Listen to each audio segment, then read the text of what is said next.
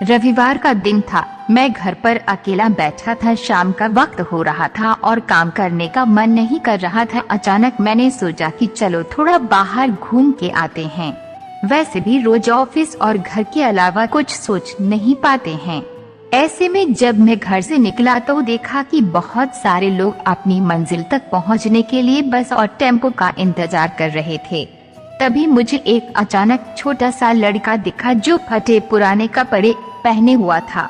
कम से कम उसकी उम्र 10 से 12 साल होगी। वह लड़का भूख से बेहाल लोगों से खाने के लिए कुछ मांग रहा था, पर कोई कुछ भी देने को तैयार नहीं था। फिर कुछ ही देर में वो लड़का आगे चला गया और मैंने देखा एक व्यक्ति से पानी मांग रहा था। ऐसा लग रहा था कि वह बहुत प्यासा हो, लेकिन उस व्यक्ति ने पानी देने से इनकार कर दिया। अचानक एक कार वहां पर आकर रुकी। उस लड़के ने उम्मीद भरी नजरों से कार वाले से कुछ मांगा, पर उस कार वाले ने अंदर से लिफाफा बाहर फेंका और वह लड़का दौड़कर लिफाफे की ओर भागा, किंतु लिफाफा खाली था। उस लड़के ने लिफाफा फेंककर निराश मन से आगे बढ़ा और तभी उसकी नजर एक पेड़ के नीचे बैठे आदमी पर पड़ी।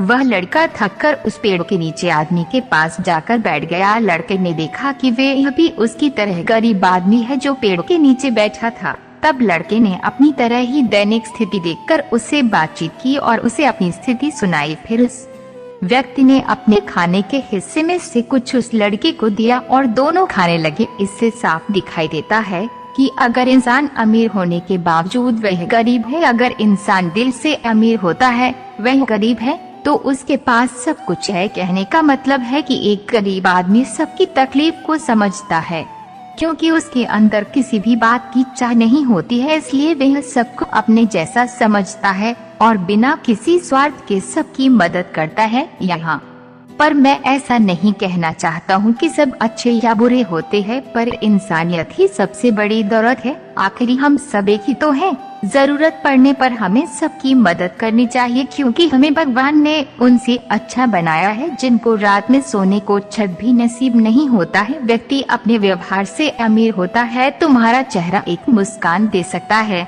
तुम्हारा मुंह किसी की प्रशंसा कर सकता है, तुम्हारे हाथ किसी को जरूरतमंद की सहायता कर सकता है।